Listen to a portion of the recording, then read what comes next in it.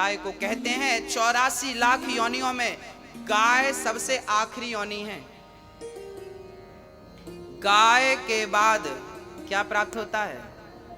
मनुष्य का देह। गाय सबसे अंतिम योनि है 84 लाख योनियों की। जो गाय तक पहुंच गया 99 रन बन गए। आहा, एक रन की कमी है, शतक हो जाएगा। तो गाय 99 रन है और मानव का तन तो शतक है। ये पा लिया, इसके बाद कुछ पाने की जरूरत नहीं होती। मानव का तन पा लिया, सब कुछ पा लिया। सच्चिदानंद रूपाय, ईश्वर सत्य है, सबको उसकी आवश्यकता है। चित ईश्वर रहते कहाँ हैं? बताओ, भगवान कहाँ रहते हैं मैया जी? भगवान कहाँ रहते हैं? जोर से बोलना, मैया, ओ मैया, कहाँ रहते हैं भगवान? कहाँ? यहाँ? तो चलो मैं एक्सरे करा लेता हूं। यदि भगवान यहाँ रहते हैं तो एक्सरे करा लेंगे, आ जाएंगे यहाँ एक्सरे में। एक्सरे में सब चीज आ जाती है जो अंदर होती है। आएंगे भगवान एक्सरे में? आप कहते हो भगवान यहाँ रहते हैं, यहाँ यहाँ यहाँ यहाँ एक्सरा कराएंगे तो आएंगे? बोले नहीं आएंगे महाराज जी, मत पैसे लगाओ।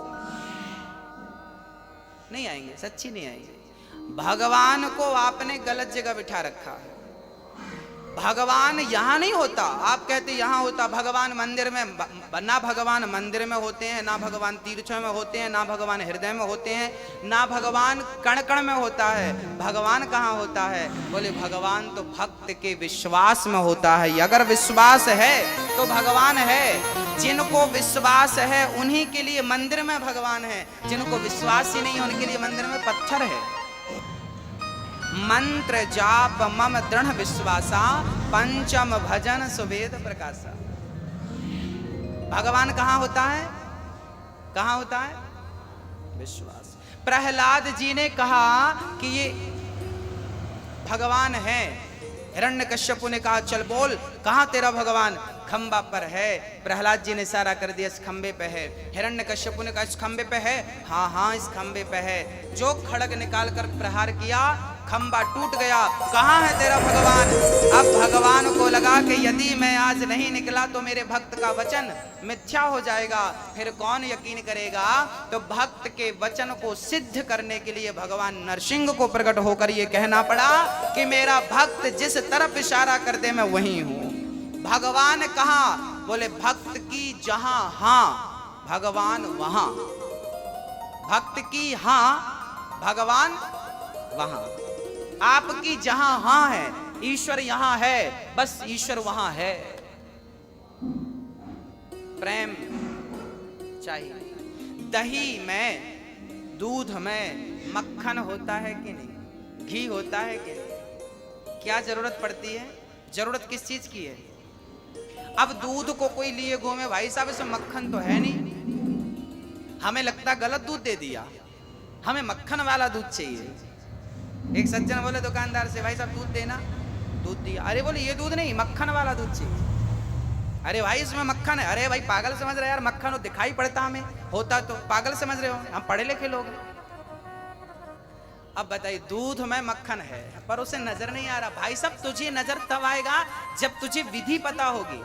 दूध का दही बनता है, दही का फिर मंथन होता है, और जब मंथन होता है तो फिर आपको ऊपर ही मक्खन के दर्शन हो जाते हैं। फिर आपको अंदर हाथ डालने की जरूरत नहीं पड़ती। छाछ छाछ नीचे, मक्खन मक्खन ऊपर। बस जैसे दूध के कण कण में घी विद्यमान है, मक्खन विद्यमान है, ऐसे ही सृष्टि के कण कण में मेरा कन्हैया है। पर दही का जब तक मंथन ना किया जाए मक्खन तक पहुंचना पॉसिबल नहीं है। ऐसे ही जब तक भक्ति ना की जाए, प्रेम ना किया जाए, तब तक उस कृष्ण तक पहुंचना भी संभव नहीं है। प्रेम के मंथन से ही, भक्ति के मंथन से ही परमात्मा रूपी मक्खन प्रकट होता है। भक्तों, भगवान चित स्वरूप है, हम सबके भीतर हैं। तुलसीदास जी कहते हैं सत्य बराबर तप नहीं, झूठ बराबर पाप, जाके हृदय साच है प्रभुता के हृदय आप। जिसके हृदय में सत्य है उसके हृदय में ईश्वर है। जिसके हृदय में सत्य नहीं है उसके हृदय में ईश्वर सत्यम ब्रूयात्। ईश्वर का नाम है आनंद। आनंद ही आनंद। संसार में जो भी आनंद हमें प्राप्त हो रहा है वो ईश्वर का स्वरूप है। करते क्या है भगवान? विश्वोत्पत्त्यादि हेतव्यम्। विश्व की उत्पत्ति करना, पालन करना, ये मेरे कन्हैया का नित्य का काम है। हाँ, ये दुनिया को बनाना, ये दुनिया को बनाना, बना के फिर चलाना, बस इसी का काम है। बड़ा जबरदस्त इसका इंतजाम है। ये दुनिया को बनाना, बना के फिर चलाना, बस इसी का काम है। बड़ा जबरदस्त इसका इंतजाम। ये कन्हैया का काम है, हमें बनाना, हमें जन्म देना। माँ के गर्भ में 9 महीने तक हमें बनाया, फिर हमें बाहर किया। जब दांत न थे तब दूध दिया। देखिए भगवान की कितनी बढ़िया परवरिश है हमारे लिए। जब दांत न थे तब दूध दियो, अब दांत दियो तो को अन्न भी दे है। जल में छल में पशु पक्षिन की सबकी सुधि लेते हैं, तेरे हूँ ले हैं। जान को देते अजान को देते, जहान को देते वो तो को भी दे हैं। रे मन मूर्ख सोच करे क्यों सोच। राधे कृष्ण भक्तों, आप सभी को मेरा हार्दिक अभिवादन। जब दांत सत्यनारायण की कथा। एक समय की बात है, नैशिरण्य तीर्थ में शौनिकादि 88,000 ऋषियों ने श्री सूत जी से पूछा, हे प्रभु, इस कलयुग में वेद विद्या रहित मनुष्यों को प्रभु भक्ति किस प्रकार मिल सकती है तथा उनका उद्धार कैसे होगा? हे मुनि श्रेष्ठ, कोई ऐसा तप बताइए जिससे थोड़े समय में ही पुण्य मिले और मनवांछित फल भी मिल जाए। इस प्रकार की कथा सुनने की हम इच्छा रखते हैं। सर्वशास्त्रों के ज्ञाता सूत जी बोले, हे वैष्णवों में पूज्य, आप सभी ने प्राणियों के हित की बात पूछी है, इसलिए मैं एक ऐसे श्रेष्ठ व्रत को आप लोगों को बताऊंगा जिसे नारद जी ने लक्ष्मी नारायण जी से पूछा था और लक्ष्मीपति ने मणिश्रेष्ठ नारद जी से कहा था। आप सब इसे ध्यान से सुनिए। एक समय की बात है, योगीराज नारद जी दूसरों के हित की इच्छा लिए अनेकों लोकों में घूमते हुए मृत्यु लोक में आ पहुंचे। यहाँ उन्होंने अनेक योनियों में जन्मे प्रायः सभी मनुष्यों को अपने कर्मों द्वारा अनेकों दुखों से पीड़ित देखा। उनका दुख देख नारद जी सोचने लगे कि कैसा यत्न किया जाए जिसके करने से निश्चित रूप से मानव के दुखों का अंत हो जाए। इसी विचार पर मनन करते हुए वो विष्णु लोक में गए। वहाँ वो देवों के ईश नारायण की स्तुति करने लगे, जिनके हाथों में शंख, चक्र, गदा और पद्म थे। गले में वरमाला पहने हुए थे। एक समय की बात है, योगीराज नारद जी दूसरों के हित की इच्छा लिए अनेकों लोकों में घूमते हुए मृत्यु लोक में आ पहुंचे। यहाँ उन्होंने अनेक योनियों में जन्मे प्रायः सभी मनुष्यों को अपने कर्मों द्वारा अनेकों दुखों से पीड़ित देखा। उनका दुख देख नारद जी सोचने लगे कि कैसा यत्न किया जाए जिसके करने से निश्चित रूप से मानव के दुखों का अंत हो जाए। इसी विचार पर मनन करते हुए वो विष्णु लोक में गए।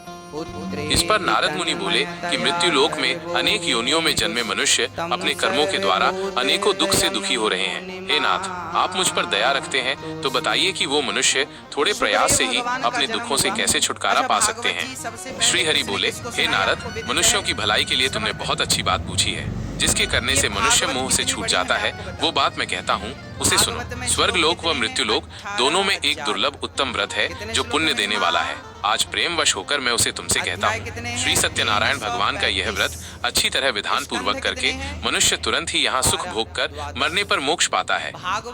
श्री हरि के वचन सुन नारद जी बोले कि उस व्रत का फल क्या है और उसका विधान क्या है? यह व्रत किसने किया था? इस व्रत को किस दिन करना चाहिए? सभी कुछ विस्तार से बताएं। नारद की बात सुनकर श्रीहरि बोले, दुख व शोक को दूर करने वाला, ये सभी स्थानों पर विजय दिलाने वाला है। मानव को भक्ति व श्रद्धा के साथ शाम को श्री सत्यनारायण की पूजा धर्म परायण होकर ब्राह्मणों व बंधुओं के साथ करनी चाहिए।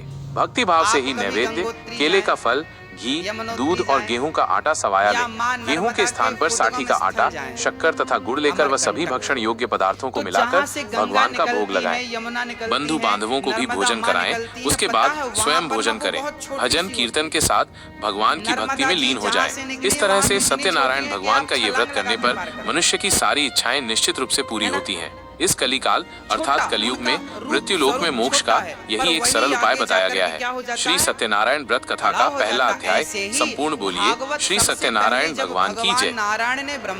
सत्यनारायण भगवान की व्रत कथा का दूसरा अध्याय सूत जी केवल बोले, कितने श्लोक हे थे? ऋषियों, जिसने पहले समय में इस व्रत को किया था उसका इतिहास कहता हूँ। ध्यान से सुनो। सुंदर काशीपुरी नगरी में एक अत्यंत निर्धन ब्राह्मण रहता था। भूख प्यास से परेशान वह धरती पर घूमता रहता था।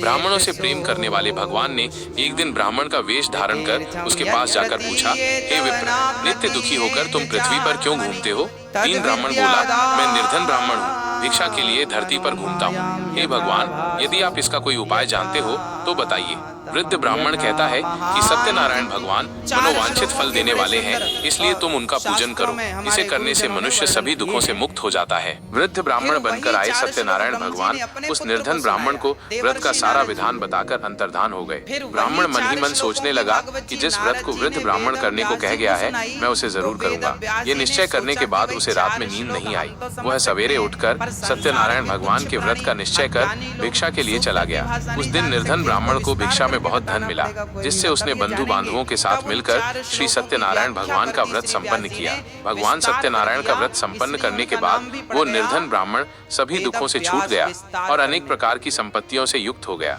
उसी समय से ये ब्राह्मण हर माह इस व्रत को करने लगा। इस तरह से सत्यनारायण भगवान के व्रत को जो मनुष्य करेगा वो सभी प्रकार के पापों से छूटकर मोक्ष को प्राप्त होगा। जो मनुष्य इस व्रत को करेगा वो भी सभी दुखों से मुक्त हो जाएगा।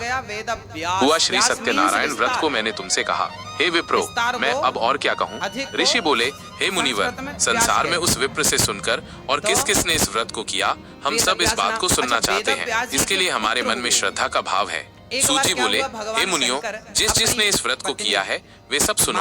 एक समय वही विप्र धन व ऐश्वर्य के अनुसार अपने बंधु बांधवों के साथ इस व्रत को करने को तैयार हुआ। उसी समय एक लकड़ी बेचने वाला बूढ़ा आदमी आया और लकड़ियां बाहर रखकर अंदर ब्राह्मण के घर में गया। प्यास से दुखी वो लकड़हारा उनको व्रत करते देख विप्र को नमस्कार कर पूछने लगा कि आप ये क्या कर रहे हैं? तो उन्होंने बताया कि व्रत कर रहा हूँ तथा इसे करने से क्या फल मिलेगा, कृपया मुझे भी बताएं। ब्राह्मण ने कहा कि सब मनोकामना को पूरा करने वाला ये सत्यनारायण भगवान का व्रत है। इनकी कृपा से ही मेरे घर में धन धान्य आदि की वृद्धि हुई है।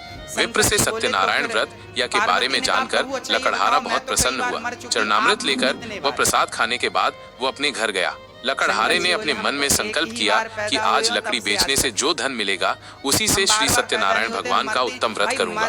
मन में इस विचार को ले बूढ़ा आदमी सिर पर लकड़ियां रख उस नगर में बेचने गया जहां धनी लोग ज्यादा रहते थे। उस नगर में उसे अपनी लकड़ियों का दाम पहले से 4 गुना अधिक मिलता है।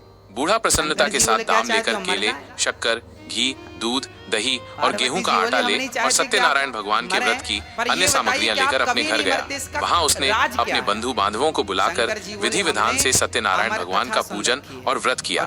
इस व्रत के प्रभाव से वो बूढ़ा लकड़हारा धन पुत्र आदि से युक्त होकर संसार के समस्त सुख भोग अंतकाल में वैकुंठ धाम चला गया। श्री सत्यनारायण व्रत कथा का दूसरा अध्याय संपूर्ण। बोलिए श्री सत्यनारायण भगवान की जय। शंकराचार्य जी ने कहा है